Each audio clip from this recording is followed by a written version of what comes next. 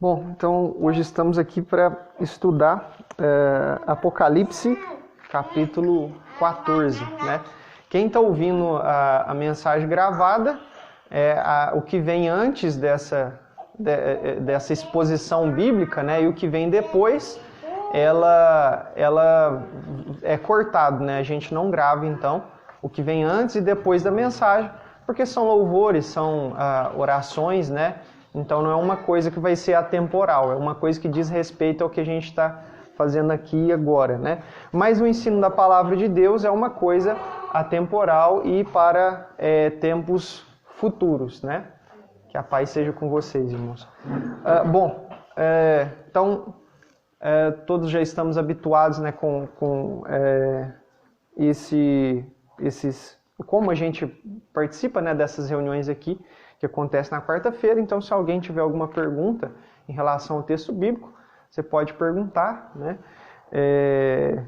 E quem estiver ouvindo essa mensagem através de uma gravação, tendo a possibilidade de enviar por meio de contato alguma pergunta, né, dúvida, comentário, também pode ficar à vontade para assim fazer. Então, por essas reuniões acontecerem aqui em casa, às vezes pode ter alguma interferência, né? Criança brincando, né, e falando. Então peço a compreensão de todos. Vamos então, Apocalipse capítulo 14, e eu estou utilizando por versão, por tradução bíblica NVI, Nova Versão Internacional. Bom, Apocalipse 14, verso 1, está escrito assim: Então olhei, e diante de mim estava o Cordeiro em pé sobre o Monte Sião, e com ele 144.000 que traziam escritos na testa o nome dele e o nome de seu pai. Ouvi um som dos céus como o de muitas águas e de um forte trovão. Era como de arpistas tocando seus instrumentos. Eles cantavam um cântico novo diante do trono, dos 4 seres viventes e dos anciãos. Ninguém podia aprender o cântico, a não ser os 144.000 que haviam sido comprados da terra, né? Estes são os que não se contaminaram com mulheres, pois se conservaram castos e seguem o Cordeiro por onde quer que ele vá. Foram comprados dentre os homens e ofertados como primícias a Deus e ao Cordeiro. Mentira nenhuma foi encontrada em suas bocas. São imaculados. Olha, irmãos, isso aqui já é o começo do que a cultura popular, e eu vou falar cultura popular porque a gente vai separar bem o que a Bíblia fala do que está no imaginário popular, ou no imaginário gospel, né? Vamos dizer assim, no meio gospel. Houve uma série de inserções culturais, né, que as pessoas colocam como se fosse a verdade bíblica, né, mas são apenas costumes. Tem um autor de um best-seller chamado Deixados para Trás, né, um livro importante que depois virou filme e tudo, e as pessoas colocam aquilo como se fosse o que vai acontecer na Bíblia, mas aquilo é uma suposição cinematográfica e uma licença poética. Então é uma interpretação livre daquele leitor sobre tempos do fim, sobre a grande tribulação e coisas desse tipo. O que eu quero deixar claro para os irmãos é que a gente precisa entender um texto bíblico juntamente com outros textos bíblicos. Eu já falei para os irmãos, inclusive, na reunião anterior, para a gente entender, por exemplo, a questão das bestas, não mas as bestas que aparecem, é importante a gente conhecer o contexto, por exemplo, do livro de Daniel, que vai falar também sobre bestas, representando reis ou reinos. E para a gente entender essa passagem bíblica aqui, que eu acabei de ler, que é de Apocalipse 14, versos 1 ao 5, eu quero, em paralelo com ela, ler com os irmãos o que está escrito em Tessalonicenses. Normalmente eu não fico fazendo referências cruzadas lidas, né? Prefiro falar. Mas esse texto específico é importante para a gente entender. Então, nós estamos falando de um evento que é popularmente conhecido como arrebatamento. É quando Jesus retorna glorioso dos céus e busca a sua igreja. Mas o que muitas pessoas não levam em conta é aonde está a igreja nesse ínterim entre Jesus ter subido aos céus e Jesus voltar. Onde é que está? Todos já são sabedores, quem ainda não ouviu, tem uma mensagem gravada de cerca de 30 minutos sobre o que acontece depois da morte. Aí vocês podem depois pesquisar e dar uma olhada sobre o que a minha visão bíblica a esse respeito, do que acontece. A morte, como o próprio Senhor Jesus definiu, é um sono. Os justos é o sono dos justos ali, estão descansando. E a um determinado momento, por ocasião da vinda de Jesus, acontece a ressurreição, não de todas as pessoas, apenas dos justos que nele esperam. Para entender melhor esse acontecimento aqui, que a gente está lendo agora, de Apocalipse 14, nós vamos para a primeira carta de Paulo aos Tessalonicenses, capítulo 4. Então, 1 Tessalonicenses, capítulo 4, a partir do verso 13, diz assim: Irmãos, não queremos que vocês sejam ignorantes quanto aos que dormem, ou seja, os que estão mortos, para que não se entristeçam como os outros que não têm esperança. Se cremos que Jesus morreu e ressurgiu, cremos também que Deus trará, mediante Jesus e com ele, aqueles que nele dormiram. Dizemos a vocês, pela palavra do Senhor, que nós, os que estivermos vivos, os que ficarmos até a vinda do Senhor, certamente não precederemos os que dormem. Pois dada a ordem, com voz de arcanjo e ao ressoar da trombeta de Deus, o próprio Senhor descerá dos céus, e os mortos em Cristo ressuscitarão primeiro. Depois, nós, os que estivermos vivos, seremos arrebatados com eles nas nuvens, para o encontro com o Senhor nos ares, e assim estaremos com o Senhor para sempre. Consolem-se uns aos outros com essas palavras. Então aqui fala sobre a vinda de Jesus, em que a igreja, ou seja, os crentes, judeus e gentios que creem que Jesus é o Messias, o escolhido. A palavra Messias significa ungido, eleito, escolhido. O significado seria escolhido, né? A tradução Machia, ou Christos, Machia em hebraico, Christos do grego é ungido, quer dizer, aquele que foi ungido, aquele que recebeu um mandato de Deus, uma missão de Deus, foi consagrado a ocupar uma posição. Qual posição é essa? Rei dos reis e Senhor dos senhores. Jesus ocupa essa posição. Para entender melhor ainda, lá em 1 Coríntios, capítulo 15, nós temos o seguinte relato, né? Sobre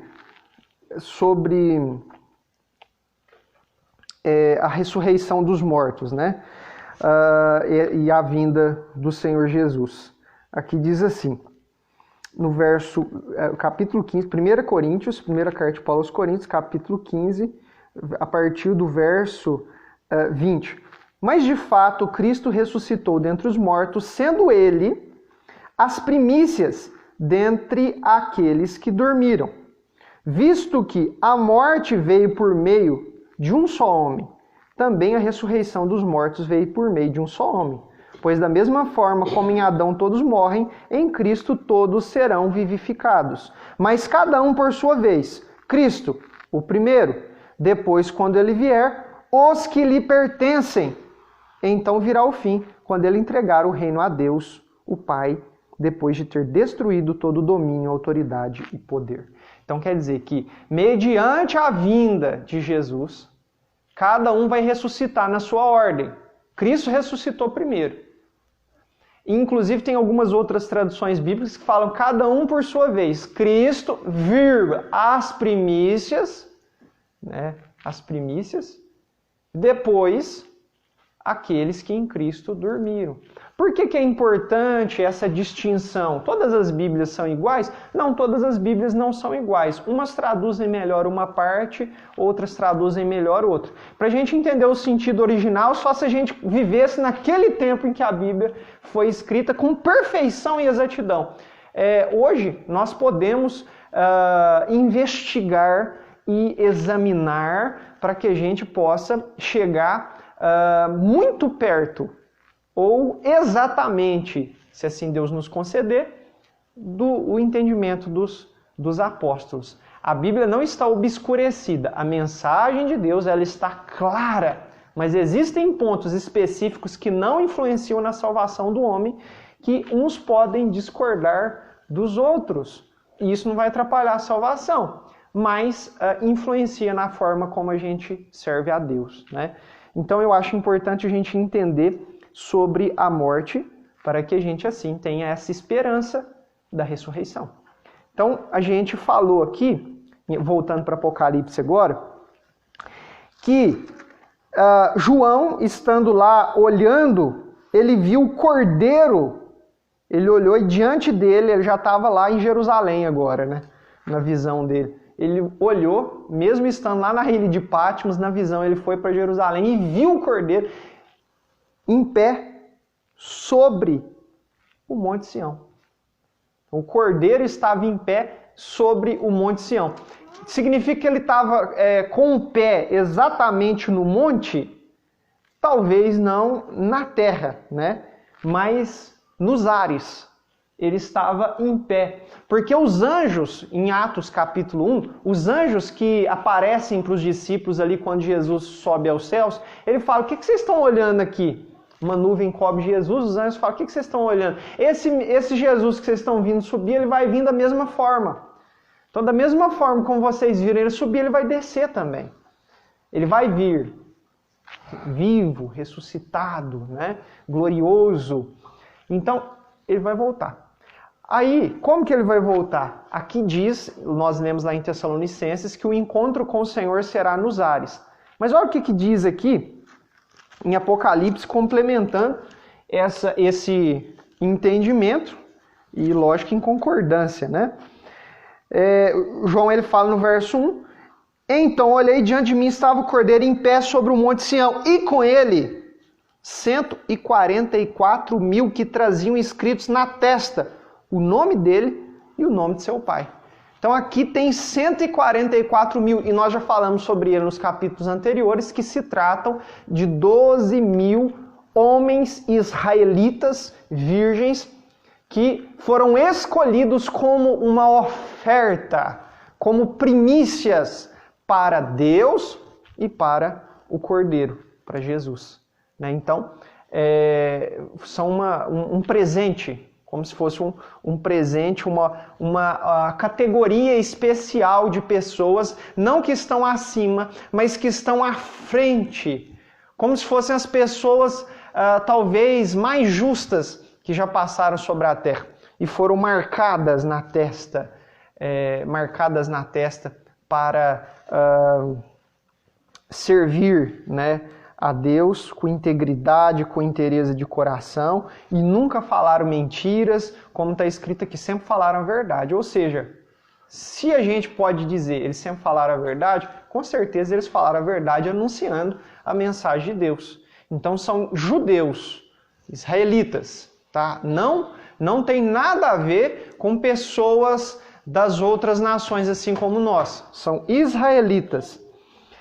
Bom, então até aqui todos entenderam? Tem alguma dúvida a esse respeito? Nós estamos falando da ocasião da vinda do Senhor Jesus junto com 144 mil selados de Israel. 144 mil judeus separados para ele. Creio eu que esses judeus aqui podem ser pessoas que já morreram, mas agora ressuscitaram mediante essa vinda do Senhor Jesus. Se a gente for contar que Apocalipse acontecesse em ordem cronológica, a gente não poderia dizer isso, porque eles já tinham aparecido lá atrás, né? Mas enfim, essa é a visão que eu tenho, são pessoas que ressuscitam. Independente se eles já estarão vivos quando Jesus voltar ou ressuscitarão por ocasião da sua vinda, o importante é que eles estarão com Cristo quando ele estiver vindo como rei. Primeiro do que a gente, primeiro do que nós, primeiro do que qualquer pessoa na terra. 144 mil israelitas junto com Jesus ali nas nuvens, cantando diante do trono de Deus, com os 4 seres viventes. Ninguém podia cantar a música que eles estavam cantando, só eles sabiam essa música. Só eles poderiam cantar, aprenderam esse cântico, talvez por conta de eles realmente cumprirem todos os requisitos aqui e poderem, às vezes, até falar versos desse cântico que outras pessoas que não estão incluídas na categoria deles, judeus, que nunca falaram mentira e por aí vai, se enquadram. Então, esses 144 mil estão juntos com o Cordeiro por ocasião da sua vinda. Vamos falar agora de acontecimentos que se seguem. Verso 6. Eu vi outro anjo que voava pelo céu e tinha na mão o evangelho eterno para proclamar aos que habitam na terra, a toda nação, tribo, língua e povo. Ele disse em alta voz: temam a Deus e glorifiquem-no, pois chegou a hora do seu juízo. Adorem aquele que fez os céus, a terra, o mar e as fontes das águas. Isso até é a base para um dos cânticos que a gente, talvez em uma determinada época, mais cantou na nossa congregação, né? Ao Criador dos céus, ao Criador da terra. E aquela música que é composta ali pelo pastor Antônio Cirilo é inspirada nessa passagem bíblica, né? Então, esse anjo, ele estava anunciando o evangelho eterno, a boa notícia que vem desde a eternidade. A boa notícia é: Deus é justo e ele executa a justiça dele.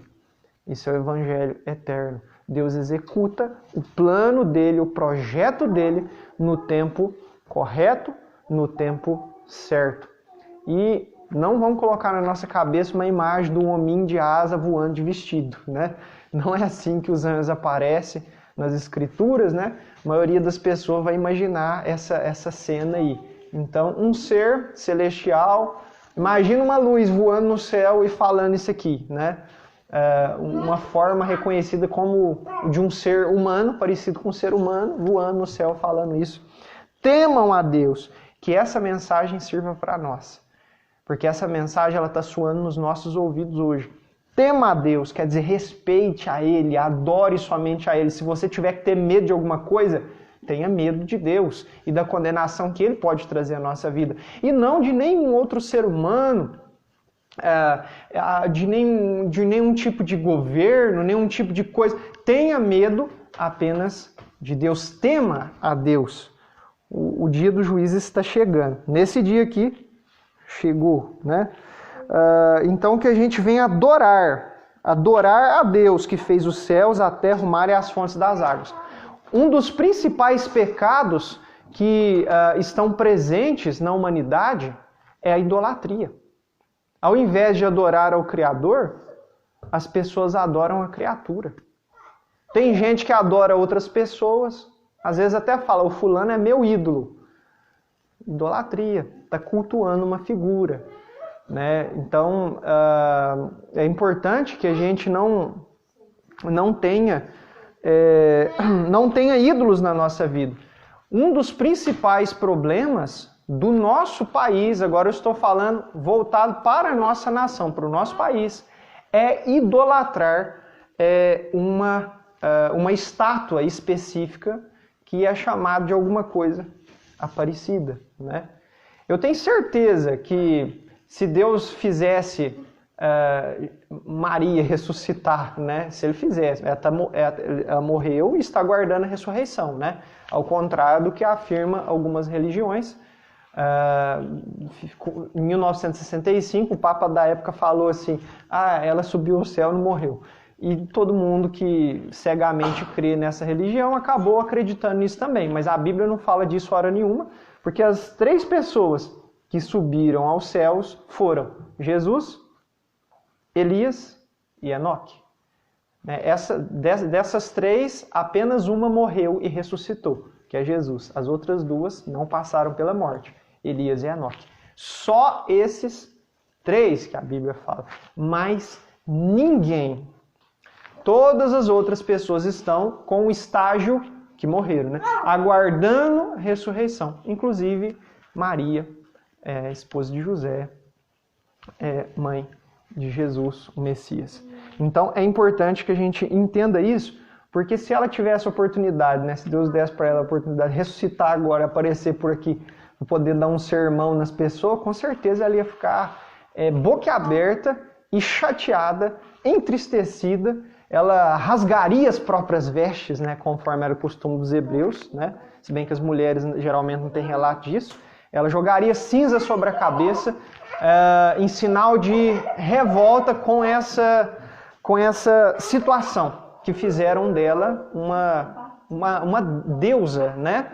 Então fizeram dela, colocaram ela no status de deusa. Geralmente uma pessoa, para mostrar isso, para exemplificar isso de uma forma bem clara, geralmente uma pessoa, quando vai falar outra coisa, para ver que atribuir uma divindade a ela, infelizmente, você vai falar com uma pessoa, às vezes fala assim, graças a Deus e... Se você está falando um e depois de Deus, é porque você está colocando uma pessoa na mesma altura de Deus. Né?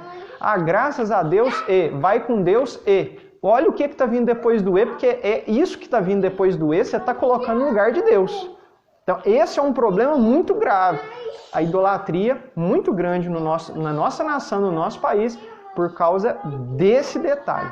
Né? Então, é importante que a gente, assim, perceba. E foi muito difícil para mim, porque todos sabem que eu vim do catolicismo. Eu não nasci protestante, né, conforme as pessoas gostam de definir. Eu não nasci cristão. Eu nasci num berço de religião tradicional aqui do país. Né? E aí depois chegou um determinado momento, eu cheguei ao conhecimento do Evangelho. Bom, então, dito isso, vamos ver o que está escrito aqui, né? O anjo falou, é onde a gente parou no verso 7, né? Ele disse em alta voz, temam a Deus e glorifiquem, pois chegou a hora de seu juízo. Adorem aquele que fez os céus, a terra, o mar e as fontes das águas. Então a adoração é somente ao Criador e não a criaturas. Verso 8. Um segundo anjo o seguiu, dizendo, caiu a grande Babilônia, que fez todas as nações beberem do vinho da fúria de sua prostituição. Um terceiro anjo o seguiu, dizendo em alta voz, se alguém adorar a besta e a sua imagem e receber a sua marca na testa ou na mão, também beberá do vinho do furor de Deus, que foi derramado sem mistura no cálice da sua ira.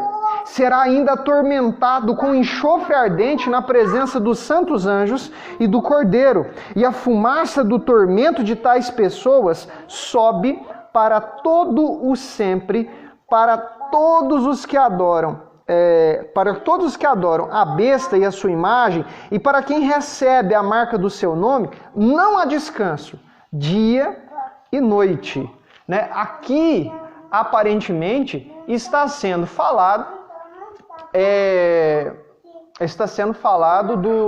do que as pessoas tradicionalmente se referem como inferno, né? Então, o inferno não é o endereço ainda de pessoas que já morreram hoje, tá? Ele é um local, o lago que arde com fogo e enxofre, nós vamos falar dele mais para frente, é um local reservado para Satanás e os seus anjos para o futuro, tá? Não está lá aberto com Satanás e os demônios atormentando ninguém. Nem eles querem ir para lá, porque é um lugar terrível, né? Essa palavra inferno, ela vem uma invenção do latim, né? Como um lugar de tormento. Mas não vamos falar disso agora, vamos deixar para o momento correto. O importante é que aqui um anjo falou que a grande Babilônia caiu. E o que essa grande Babilônia é? Primeiro vamos falar do que ela fez. Ela fez todas as nações beberem do vinho da fúria da sua prostituição. Deus, quando vai falar do povo de Israel, essa Babilônia aqui, tá?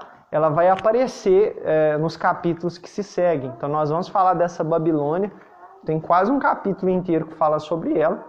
Mas essa grande Babilônia é definida como um tipo de povo ou governo.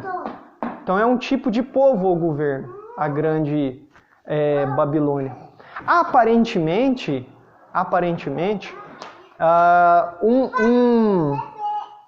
um tipo de governo, um tipo de domínio global, a gente pode dizer que um tipo de domínio, de governo ou domínio global que influencia todas as nações da Terra.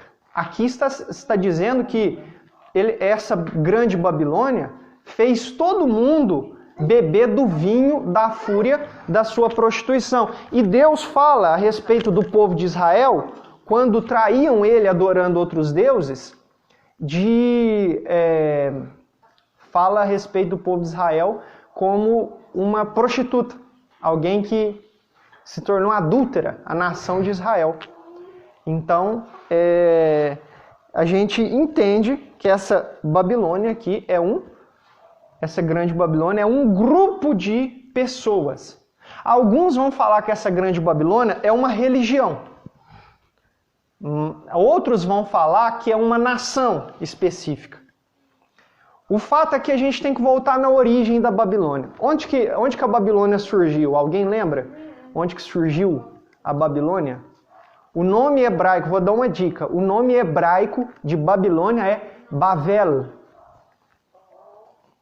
Alguém lembra de algum nome que se pareça com isso? Bavel? Não? Vou dar uma outra dica. Babel, muito bem. Então, Babel ou Babilônia é o mesmo nome, tá? O mesmo, não tem diferença. E significa, no hebraico, confusão, mistura. Porque na Torre de Babel, Deus confundiu a língua dos homens que tentaram desafiar ele ali, não se espalhando pela terra, fazer uma torre que chegava até no céu, para dominar sobre as outras pessoas. E Deus não queria que Nimrod, o líder daquela construção, liderasse a terra. Deus não queria que isso acontecesse. Deus queria que as nações se espalhassem, que as pessoas se espalhassem e formassem várias nações. Ali surgiu uma confusão de línguas. Onde que nós temos uma confusão de línguas? Hoje, uma organização, um grupo de pessoas que tem ali várias línguas que se reúnem, é claramente a ONU. Né? Mas eu não posso afirmar que a Organização das Nações Unidas seja essa Babilônia. Pode ser que sim. Então eu não vou me arriscar a dizer, olha, a ONU sim, que o governo global ali vai surgir a partir dali. Não vou me arriscar dizendo que é ou não é, mas eu vou dizer que a Babilônia tem tudo a ver com desobediência a Deus, tem tudo a ver com idolatria, tem tudo a ver com negar a Deus, com desrespeitar a Deus, com o ir na contramão da palavra de Deus e dominar pessoas. Então, Babilônia tem tudo a ver com isso. Dominar pessoas, estabelecer escravidão sobre as pessoas, línguas diferentes, afastar-se de Deus, né? Aceitar ali alguém sobre, um domínio sobre e se estendendo por toda a terra. Então aqui, essa Babilônia, ela vai embriagar nações, né? Todas as nações para beber do vinho da fúria de sua prostituição. Né? Prostituição ali, traição contra Deus. E aqui também nós vamos falar da besta. Né? A besta foi citada lá, aquela primeira besta, um governante, ao mesmo tempo um governo e um governante. besta, ela vai ser adorada por muitos. Então, aqueles que adorarem a besta, aqueles que receberem a marca da besta, né? A marca ali do seu nome, né? Então, quem adorar a besta vai ser condenado, claramente. Porque para aceitar a besta e sua marca, vão ter coisas específicas que as pessoas vão ter que fazer para negar a Deus. Irmãos, vamos ser sinceros. Qual é o grupo de pessoas que, na sua maioria, se afasta de Deus e se coloca como inimigo da fé? Vai na contramão da palavra de Deus. Você lembra de algum grupo de pessoas que não aceita de forma alguma você falar de Deus? Pelo menos a maioria desse grupo, de pessoas que podem ser incluídas nesse grupo. Você sabe de algum grupo assim? Eu sabe. O grupo se chama cientistas. Olha, a maioria dos cientistas estabelecem consenso e quem vai contra eles ridicularia. Tem cientistas sérios e cristãos. Ou, pelo menos, que creem em Deus, né? Então, eles colocam, se colocam contra Deus, se colocam a favor da evolução, fala que o homem veio de macaco, e fala que a Terra tem não sei quantos milhões de anos, enquanto, na verdade, inclusive, ontem nós entramos no ano judeu, no ano judaico, 5.782. Nós estamos no ano hebraico, 5.782. Entramos ontem, ou melhor dizendo, no pôr do sol, né? Da sexta para... do pôr do sol da segunda para a terça. A gente entrou no ano 5.782 no calendário hebraico, que é 5.782 anos da criação do homem. Então o calendário hebraico é contado a partir do que se imagina que foi criado o ser humano. Eu falo que se imagina não porque eu creio que exista milhões de anos, né? Eu creio que realmente a Terra tem aproximadamente essa idade. Mas é importante... por que tem gente que fala de milhões de anos? Por exemplo, quando Adão foi criado, ele não tinha nem 1 ano de vida, mas ele já foi criado adulto. Então ele foi criado com uma aparência de adulto, estimo que uns seus 30 anos, né? Foi criado com uma aparência de adulto. No entanto, ele tinha acabado de nascer, né? E ali já tinha uma aparência de homem. Deus criou o homem, né? Ele já era homem, mas tinha acabado de ser criado. Uma aparência de velho, mas era recém-nascido. Da mesma forma, Deus criou a terra com uma aparência de já existir há tempo, mas estava fresquinha aqui quando ele criou, né? Então, tendo dito isso, a ciência, muito possivelmente, está ligada a essa Babilônia. A ciência, vamos dizer assim, a ciência moderna, se afastada de Deus, né, que quer negar a Deus, negar a existência de Deus, é praticamente a religião dessa Babilônia. Então a religião dessa Babilônia, ao meu ver, se chama ciência, né? Bom, você vê que todas as coisas são colocadas como... as coisas contra Deus são colocadas como se fosse as coisas contra Deus são colocadas como se fosse para o bem da ciência, né? Para o bem da ciência. Então são colocadas assim. Bom, vamos prosseguir aqui. A gente parou no verso 13. Já passamos da metade aqui. Diz assim: Então ouvi uma voz dos céus dizendo: Escreva, felizes os mortos que morrem no Senhor de agora em diante. Diz o Espírito: Sim, eles descansarão de suas fadigas, pois as suas obras os seguirão. Então, eles descansarão de suas fadigas, pois as suas obras o seguirão. Então, feliz se a gente morrer crendo no Senhor Jesus, a gente vai descansar das nossas fadigas, porque nossas obras vão nos seguir, e no devido tempo nós vamos ressuscitar, né? Agora o verso 14. Olhei, E diante de mim estava uma nuvem branca. E assentado sobre a nuvem alguém semelhante a um filho de homem, ou seja, semelhante a um ser humano, né? Possivelmente um anjo poderoso. Ele estava com uma coroa de ouro na cabeça e uma foice afiada na mão. Então saiu do santuário outro anjo, que bradou em alta voz àquele que estava sentado sobre a nuvem: tome a sua foice e faça a colheita, pois a safra da terra está madura. Chegou a hora de colhê-la. Assim aquele que estava sentado sobre a nuvem passou sua foice pela terra e a terra foi ceifada. Aqui eu entendo que este ponto está acontecendo o arrebatamento, ou seja, a colheita dos santos. Veja que primeiro fala daqueles que morrem no Senhor. Felizes, né, aqueles que morrem no Senhor de agora em diante. Felizes aqueles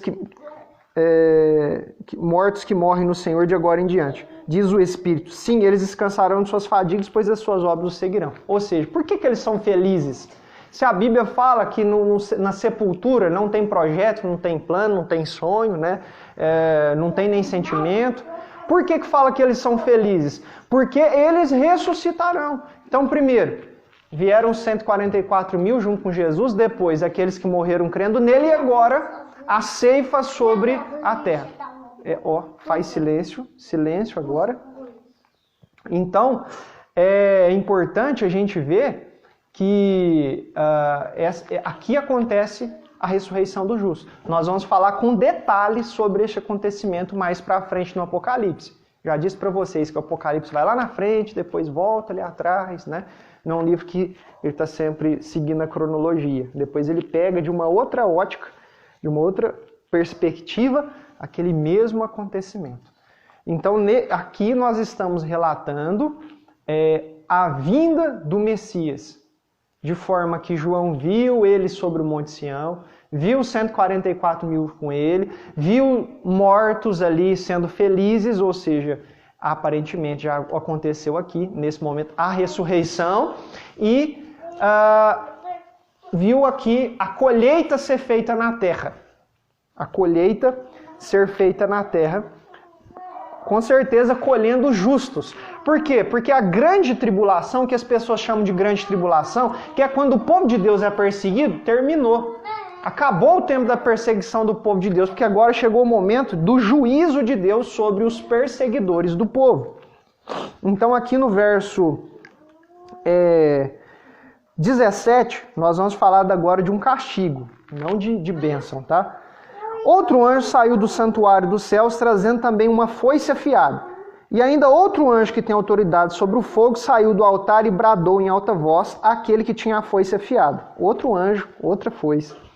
Tome sua foice afiada e ajunte os cachos de uva da videira da terra, porque as suas uvas estão maduras. Agora está falando de todas as nações. O anjo passou a foice pela terra, juntou as uvas e as lançou no grande lagar da ira de Deus.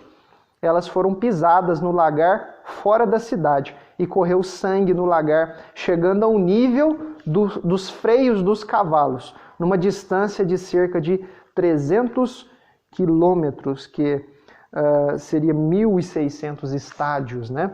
O que eu quero dizer é que vai acontecer a redenção dos justos e depois castigo para os ímpios. O lagar é o lugar onde se pisa a uva para surgir o suco, né? Então, as outras pessoas que não fizer parte do grupo de escolhidos, que foram chamados e fiéis e por isso escolhidos, muitos são chamados, mas poucos escolhidos. Então, teve a colheita, os justos são recolhidos para estar com o Senhor nos ares, e aí os ímpios são pisados, né? E aqui nós encerramos essa passagem bíblica de Apocalipse, capítulo 14. Então, que a gente esteja do lado certo dessa primeira colheita no tempo da vinda, ou naqueles que morreram descansando no Senhor Jesus. Alguém gostaria de fazer alguma pergunta ou observação nessa passagem que nós aqui ouvimos? Não? Bom, então, que Deus nos abençoe de aplicar o entendimento na nossa vida. E é isso.